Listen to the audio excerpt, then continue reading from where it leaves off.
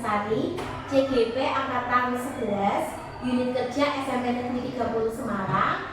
Saat ini saya akan melaksanakan aksi nyata modul 2.3 coaching untuk supervisi akademik.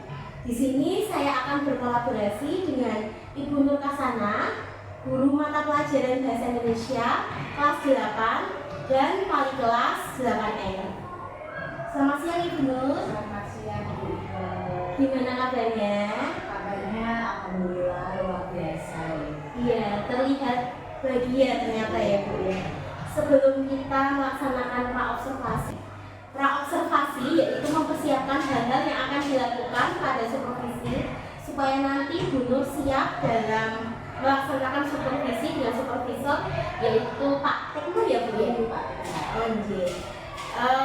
Kalau boleh tahu tujuan pembelajaran saat supervisi apa ini Bu? Tujuannya itu supaya peserta didik mampu mengemukakan pendapatnya, penjelasan pikirannya melalui teks yang kreatif, yaitu teks slogan dengan menggunakan bahasa yang informatif dan juga persuasif. Seperti itu. Terus rancangan atau strategi pembelajaran apa yang akan digunakan di situ? Strateginya saya menggunakan CRT, yaitu Culturally Responsive Teaching dan juga pembelajaran berverifikasi. Oh, yang CRT itu gimana Bu, bisa dijelaskan? Itu CRT itu kan berarti kita mengaitkan kultur dari peserta didik dengan pembelajaran. Kita tahu sekarang kan bahwa kultur kan bukan hanya masalah kayak tarian, musik, tapi juga kayak penggunaan media sosial itu kan juga kultur kan. Sehingga saya menarik atau menggunakan pembelajaran yang berkaitan dengan media sosial yang sudah menjadi kebiasaan kultur peserta didik untuk dijadikan materi. Wah, itu bagus sekali. Ya, sepertinya menarik sekali ya Bu Nur itu CRT itu. Terus area pengembangan yang hendak dicapai bagaimana Bu? Area pengembangannya saya menggunakan asesmen pembelajaran. Seperti itu. Ya, asesmen pembelajaran yang dipakai selama pembelajaran itu mau asesmen sumatif atau formatif ya Bu? Formatif. Oh, formatif. Seperti itu. Terus kalau boleh tahu jadwal pelaksanaan observasinya? Jadwalnya saya mengambil hari Senin, yaitu jam ke-5 pada peserta didik kelas 8G. Untuk media yang dipakai kalau boleh tahu? Medianya saya sudah menyiapkan video pembelajaran, yaitu contoh-contoh penggunaan media sosial, juga dampaknya, etika bermedia sosial, kayak kultur media sosial, ada contoh dari slogannya dan juga PPT. Baik, dari diskusi kita ini sepertinya Nur sudah menyiapkan semuanya, sudah cukup jelas menurut saya. Mungkin saya nanti waktu supervisi saya bisa melihat supaya saya bisa mengadaptasi apa yang menjadi area pengembangan dari Nur. Terima kasih, sampai ketemu di lain waktu saat supervisi hari Senin 21 ya Bu ya? 21 kelihatannya, iya. Terima kasih, sekian diskusi kita hari ini.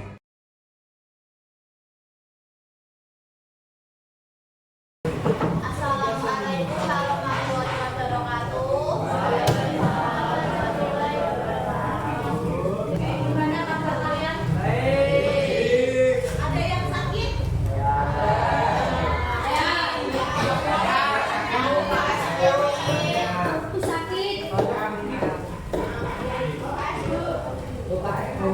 Sakit lagi belum masuk ya Pak? Anissa? Afifah? Udah Indomie seleraku. Sudah tahu Ani dari apa? Ya. Apapun makanannya, minumnya, teh botol. Nanti slogannya teh botol sosok. Orang pintar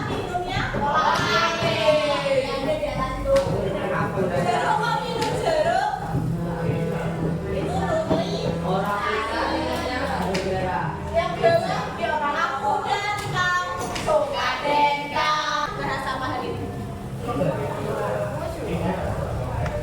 atau slogan? Slogan. Berarti kira-kira kita bisa melihat slogan di mana saja? TV, iklan, jalanan. Jalanan Bu, oh jalanan. Di HP ya, di media sosial. Ada lagi? Poster ada slogannya enggak? Poster ada slogannya. Berarti hari ini kita akan membahas tentang slogan. Slogan itu ditemukan di mana saja, terus fungsinya apa saja. Kaidah slogan itu apa saja. Kira-kira pengertian slogan itu apa? Kalau dilihat contohnya itu, kata-kata hari ini, kata-kata hari ini. Orang pintar temennya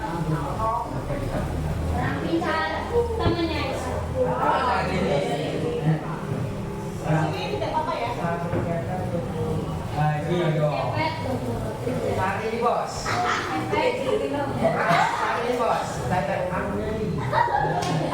Slogan ada ya? Kalau kita lihat dari contoh kalimatnya pendek atau panjang? Ada. Kata-kata yang mudah.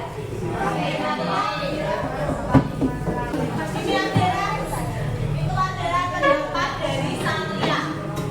Kata-kata yang mudah diingat itu sudah benar, akan tetapi kurang. Ini kalimatnya panjang atau pendek? Pendek. Menarik nggak? Unsur itu disambungkan di pengertian. Berarti ini apa? Kata-kata ya. Mudah diingat dan menarik.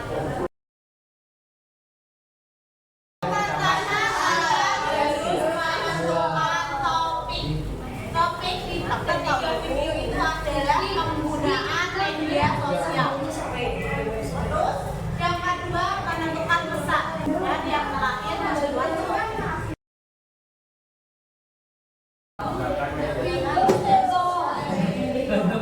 Slogan dari kelompok lima adalah gunakan media sosial sebaik mungkin.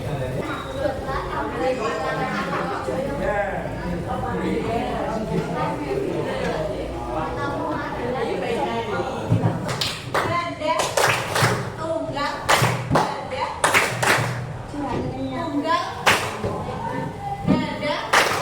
Oke, saya mau tanya, siapa yang sebelum tidur harus buka HP? Ya. Siapa yang bangun tidur buka HP? Siapa yang sebelum berangkat sekolah buka HP? Siapa yang sudah sampai sekolah buka HP?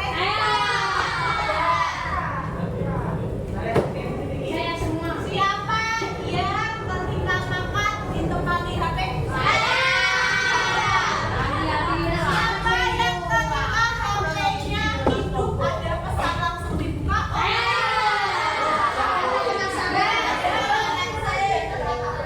Padahal itu pesan dari Musa.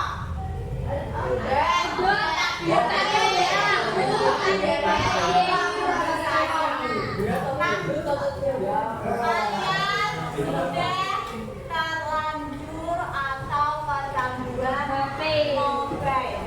Mobile itu bukan hanya HP, tetapi juga komputer, juga game. Itu kita sebut dengan nomofobia. No itu tidak, no itu mobile phobia. Jadi kalian akan merasa tenang tentang satu hari tidak memegang HP. Di sini ada slogan yang paling saya sukai.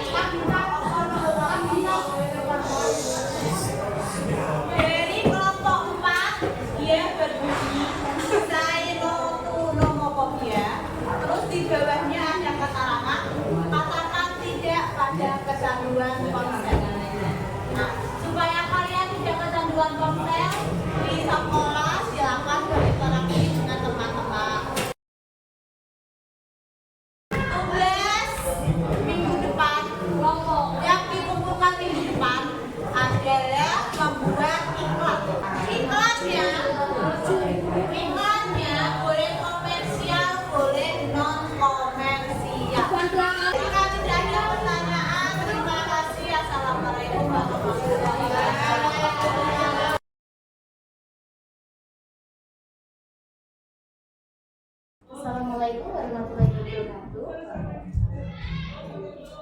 Gimana kabarnya, Bu Nur? Sehat? Alhamdulillah. Setelah kemarin observasi di 8H ya, Bu Nur? Iya. Mungkin bisa diceritakan peristiwa apa yang terjadi, kemudian bisa refleksi dari kegiatan observasi kemarin. Peristiwa yang terjadi itu ternyata Ya. anak-anak itu ketika diberikan sedikit kayak contoh-contoh slogan ataupun iklan, mereka bisa langsung mengikuti alur pembelajaran. Kan saya memberikan contohnya kayak Indomie, mereka langsung bisa aku, terus kayak Adi ceritakan iklan apa, mereka langsung bisa mengikuti. Kemudian juga ketika diskusi, mereka bisa saling bekerja sama dengan kelompoknya dengan baik. Kemudian ketika ada teman yang tidak di kelompoknya, ada teman lainnya yang mengingatkan, yang mengajak ayo kita bersama supaya tugasnya cepat selesai. Berarti semua support system ya, Bu? Iya. Terus bagaimana perasaan Ibu ketika setelah selesai observasi? Perasaannya saya bangga dengan mereka karena ketika diberikan contoh tayangan video tentang penggunaan internet media sosial, mereka bisa mengungkapkan atau membuat slogan yang menarik. Ada juga yang memodifikasi slogan yang sudah ada. Contohnya kayak mulutmu harimaumu, mereka mengubah menjadi jarimu harimau. Mulutmu harimau jadi jarimu harimau. Oh, luar biasa sekali. Ternyata anak-anak kelas 8H itu kreatif gitu ya. Bangga gitu ya. Terus habis itu pembelajaran apa yang Ibu dapat dari observasi kemarin? Pembelajaran yang saya dapatkan itu ternyata anak-anak ketika di rumah, kan saya tanya, kenapa kalian selalu memegang HP? Kenapa kalian selalu kecanduan HP? Kalian bisa ketika di rumah itu ngobrol dengan orang tua, menceritakan hal yang terjadi. Mereka bilang, guru, bunda sama ayah kadang sibuk bekerja. Terus kalau di rumah juga mereka asik dengan HP. Jadinya ya aku juga asik dengan HP. Terus kalau di sekolah atau di kelas mereka dikumpulkan di lemari gitu. Nah kalau ada kegiatan yang menggunakan HP, mereka langsung kecenderungan itu main game. Jika tidak diingatkan, mereka tidak diawasi. Berarti mereka itu sebenarnya butuh itu ya, perhatian ya, dan mencari perhatiannya dengan menggunakan HP. Future penerapan apa yang mau Ibu lakukan setelah observasi di kelas 8H? Mau menerapkan apa lagi di pembelajaran selanjutnya? Mungkin membuat media pembelajaran yang lebih menyenangkan, lebih interaktif, sehingga anak-anak itu bisa bekerja sama dengan bekerja sama, kemudian pembelajaran juga tersampaikan, bisa lebih bekerja sama, pembelajaran juga bisa tersampaikan dengan baik, dan mereka menerima manfaat mengenai pembelajaran. Bisa diberikan contoh media yang menyenangkan itu yang bagaimana? Kemarin saya sudah mempraktekkan media pembelajaran itu game. Ada Kemarin game ya. game. Terus Ketika mereka diberikan game itu isinya kan tentang pembelajaran. ya. Mereka malah lebih selalu belajar dengan game. Oh gitu ya. Meskipun kadang kelas ya agak ramai karena ada yang kalah. Mungkin ini bisa dimasukkan di waktu asesmen sumatif mungkin bisa jadi ya. Selanjutnya menurut Ibu waktu pembelajaran kemarin apakah ada evaluasi yang kurang dari pembelajaran kemarin?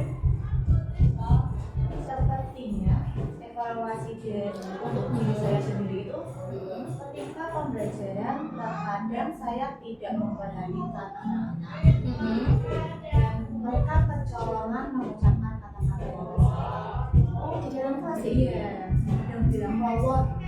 Ada anak-anak nggak tahu apa itu artinya lowot. Oh pas waktu itu ada anak yang mengucapkan itu, mereka beneran nggak tahu. Saya tanya, itu artinya apa? Nggak tahu Bu. Kok kalian bisa berbicara seperti itu? Kamu bercontoh kok Bu. Contoh siapa? Kelas lain. Kemudian sepertinya ketika saya melihat waktu dengan observasi itu seharusnya pengembangan itu adalah bagian asesmen ya Bu kemarin asesmen, tapi ketika saya melihat sepertinya ada perubahan gitu ya, tidak yang dikembangkan tidak asesmen tapi pengelolaan kelas sepertinya sudah sangat bagus sekali. Selanjutnya tindak lanjut yang ibu lakukan di semester depan atau mungkin di pembelajaran selanjutnya. Saya ingin membuat pembelajaran yang lebih menyenangkan, lebih bermakna. Intinya kan pembelajaran itu tidak hanya menyenangkan tapi juga bermakna bagi peserta didik dengan menggali strategi dan juga media yang lebih interaktif. Berarti memanfaatkan selain fasilitas berarti ada aset atau fasilitas sekolah yang dimanfaatkan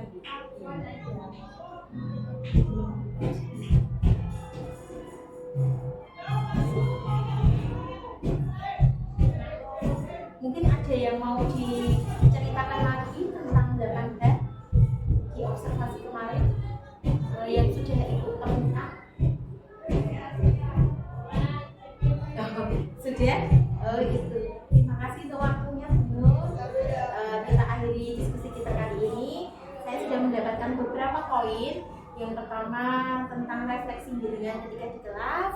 Yang kedua tentang bagaimana ada perubahan ketika yang seharusnya jaringan itu mengembangkan bagian asesmen ternyata malah bagian pengelolaan kelas sepertinya sudah bagus kayak gitu, dan kemudian tindak lanjut yang akan direncanakan.